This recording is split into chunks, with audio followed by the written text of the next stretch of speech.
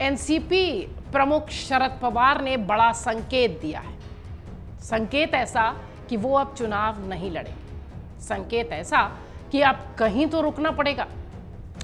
बयान ऐसा कि मैं 14 बार चुनाव लड़ चुका हूं, नए लोगों को मौका देना चाहिए। शरद पवार चुनावी चाणक्य का यह बयान उस वक्त सामने आया है जब महाराष्ट्र चुनाव की सरगर्मी अपने चरम पर है। चुनाव से पहले शरद का ये कहना ये दाव है या कुछ और, ये समझना मुश्किल ही नहीं नामुमकिन है। हम ये बात इसलिए कह रहे हैं क्योंकि शरद पवार को लेकर कुछ भी समझ पाना ये इतना आसान नहीं। महाराष्ट्र चुनाव जब अपने पीक पर है और मतदान के लिए थोड़ा समय बचा है, उससे पहले शरद पवार का ये बयान आना राजनीतिक विश्लेषकों के लिए शोध का विषय है। नमस्कार, आप देख रहे हैं नेताजी की बात और मैं हूं आपके साथ प्रतीक्षा। चुनावी कार्यक्रम है हमारा ये, और आज इस चुनावी कार्यक्रम में बात करेंगे शरद पवार, चुनावी चाणक्य शरद पवार की। शरद पवार को राजनीति का चाणक्य ऐसे ही नहीं कहा जाता। उनके सियासी सफर को देखकर उनको इस नाम से बुलाया जाता है। आपको बताते हैं, आपको यकीन भी नहीं होगा कि शरद पवार की राजनीति किस कदर रही है और क्यों उन्हें चाणक्य कहा जाता है। शरद पवार महाराष्ट्र ही नहीं बल्कि देश के बड़े नेताओं में से एक है।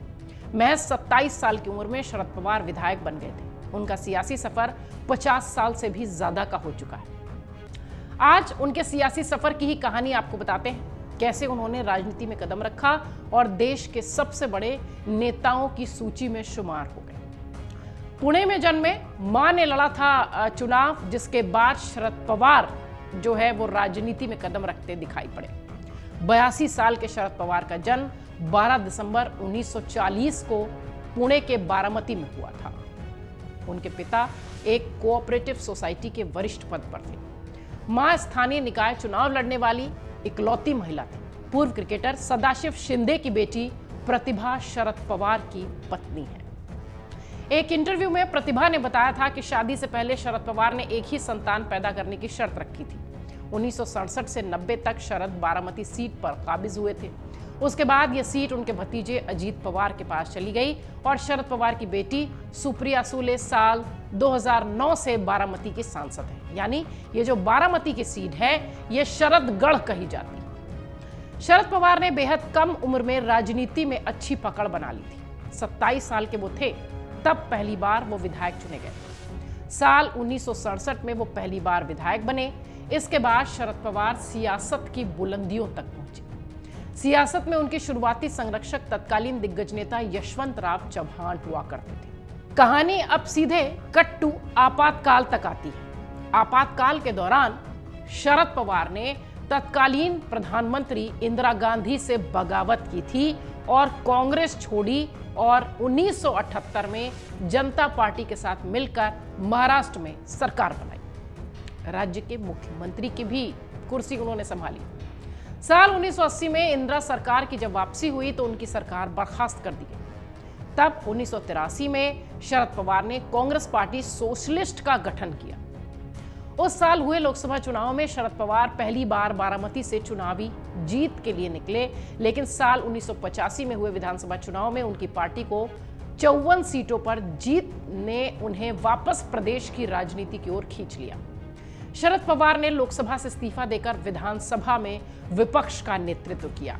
इसीलिए शरद पवार को चुनावी चाणक्य कहते हैं। आप देखिए, उनके स्टेप्स देखिए, कब वो इंदिरा गांधी से बगावत कर रहे हैं, कब वो जनता पार्टी के साथ जा रहे हैं, कब लोकसभा की सीट छोड़कर वो विधानसभा का नेतृत्व कर रहे हैं। साल 1987 में वो वापस अपनी पुरानी पार्टी कांग्रेस में आ गए। राजीव के दौर में उनकी वापसी हुई थी। राजीव गांधी उस वक्त प्रधानमंत्री थे। पवार उन दिनों राजीव गांधी के बहुत करीबी भी हो गए थे। पवार को साल 1988 में शंकरराव चौहान की जगह सीएम की कुर्सी मिली। चौहान को साल 1988 में केंद्र में वित्त मंत्री बना दिया गया। 1990 के विधानसभा चुनाव में 288 में से 141 पर कांग्रेस की जीत हुई, लेकिन राजनीति के माहिर खिलाड़ी शरद पवार ने 12 निर्दलीय विधायकों की मदद से सरकार बना ली। इसके साथ पवार तीसरी बार सीएम बनने में कामयाब रहे। पीएम पद के उम्मीदवार भी बन गए थे शरद पवार। अगर आप ये किस्सा नहीं जानते तो जरूर सुनिए। साल 1991 की बात है। तत्कालीन प्रधानमंत्री राजीव गांधी की हत्या हो गई। देश भर में अजीब सी स्थिति थी। प्रधानमंत्री पद को लेकर चर्चा हो रही थी। तब शरद पवार उन 3 लोगों में शामिल थे जिन्हें कांग्रेस के अगले प्रधानमंत्री के रूप में देखा जा रहा था। पवार के अलावा इस दौड़ में एनडी तिवारी यानी नारायण दत्त तिवारी थे और पीवी नरसिम्हा राव। नारायण दत्त तिवारी साल 1991 में हुए लोकसभा चुनाव में अप्रत्याशित हार की वजह से पीएम बनने से रह गए। ये मौका दूसरे senior leader PV Narasimha Rao को मिला, जबकि शरद पवार को रक्षा मंत्रालय की जिम्मेदारी दे दी गई। लेकिन फिर शरद पवार को महाराष्ट्र की राजनीति के लिए वापस भेजा गया। अब समझिए कि शरद पवार कैसे कांग्रेस से अलग धड़े में चलते हुए दिखाई पड़े। वो साल था सोनिया गांधी की एक्टिवनेस का, उनकी कांग्रेस में राजनीतिक तौर की एंट्री का, और वर्ष था 1998।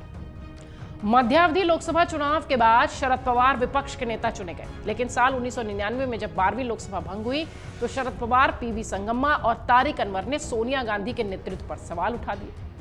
पवार और कुछ अन्य नेता नहीं चाहते थे कि विदेशी मूल की सोनिया पार्टी का नेतृत्व करें। सोनिया का विरोध करने के चलते पार्टी से उन्हें निष्कासित कर दिया गया। कांग्रेस से निष्कासन के बाद शरद पवार ने नेशनलिस्ट कांग्रेस पार्टी यानी एनसीपी बना ली।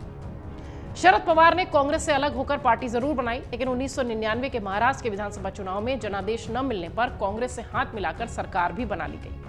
साल 2004 से 14 तक पवार लगातार केंद्र में मंत्री रहे।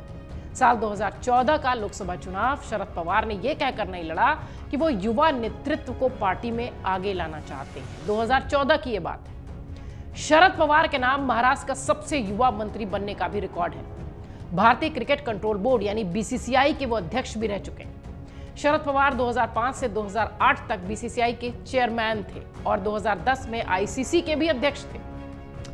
शरद पवार ने शारीरिक रूप से तकलीफें भी देखी है अपने इस पूरे जीवन काल में। कैंसर से वो जंग जीते और तब जब उन्हें कैंसर हुआ तो डॉक्टर्स ने कहा था कि इनके पास सिर्फ 6 महीने का वक्त है। एक टीवी चैनल में पवार ने बताया कि 2004 के लोकसभा चुनाव के दौरान उन्हें कैंसर का पता चला। इलाज के लिए वो न्यूयॉर्क गए। वहां के डॉक्टर्स ने भारत के कुछ एक्सपर्ट्स से बातचीत की। तब कृषि मंत्री रहते हुए पवार ने 36 बार रेडिएशन का ट्रीटमेंट लिया। बहुत दर्दनाक था ये ट्रीटमेंट, बहुत तकलीफदेह था, ये वो बताते खुद दिखाई पड़े। उन्होंने अपने इंटरव्यू में कहा कि सुबह 9 से 2 बजे तक वो मंत्रालय का काम करते थे, फिर 2:30 बजे अपोलो हॉस्पिटल में कीमोथेरेपी के लिए जाते थे। दर्द इतना होता था कि घर जाकर उन्हें सोना पड़ता था। इसी दौरान एक डॉक्टर ने उनसे कहा कि जरूरी काम पूरा कर लें, आपके पास सिर्फ 6 महीने का वक्त है। पवार ने डॉक्टर से कहा कि मैं बीमारी की चिंता नहीं करता, आप भी मत करो। पवार ने लोगों को नसीहत दी कि कैंसर से बचना है तो तंबाकू के सेवन को तुरंत बंद कर। ये एक ऐसा फेज था जो कि खुद शरद पवार के लिए, उनके समर्थकों के लिए, उनके परिवार के लिए थोड़ा सा भारी फेज था, लेकिन शरद पवार इससे भी उभर गए। कैंसर की जंग भी वो जीत गए। शरद पवार ने एक इंटरव्यू में यह भी बताया था कि शादी से पहले उन्होंने अपनी पत्नी प्रतिभा पवार के सामने एक ही संतान की शर्त रखी थी। उन्होंने कहा कि हमारी संतान एक ही होगी, चाहे लड़का हो चाहे लड़की। 1969 में पुणे में 30 जून को सुप्रिया सूले का जन्मदिन हुआ। महाराष्ट्र चुनाव से पहले शरद का यह संकेत जो इस वक्त सुर्खियों में है, शरद पवार का यह संकेत जो ये कहता है कि अब वो चुनाव से दूर रहना चाहते हैं, 14 बार चुनाव लड़ चुके हैं, नए लोगों को मौका देना चाहते हैं। ये चुनाव से पहले महाराष्ट्र की सरगर्मी में इस वक्त सियासी उबाल इसलिए है क्योंकि चुनाव की तैयारी तो चल ही रही है। उस बीच शरद पवार का ये बयान राजनीतिक विश्लेषकों के लिए शोध का विषय इसलिए भी है क्योंकि क्या मायने इस बयान के निकाले जाए। कुछ ऐसा ही बयान साल 2014 में भी शरद पवार ने दिया था और अब एक बार वो फिर इस तरह का बयान दे रहे हैं। क्या इसे वाकई में चुनाव से पहले शरद के दाव से देखा जाना चाहिए? शरद पवार चुनावी चाणक्य यूं ही नहीं कहे जाते। अगर आप ये वीडियो YouTube पर देख रहे हैं तो हमारे चैनल को सब्सक्राइब कर बेल आइकन दबाएं और Facebook पर देख रहे हैं तो हमारे पेज को लाइक करें। 8 मिलियन प्लस सब्सक्राइबर, आपके इस भरोसे के लिए बहुत धन्यवाद।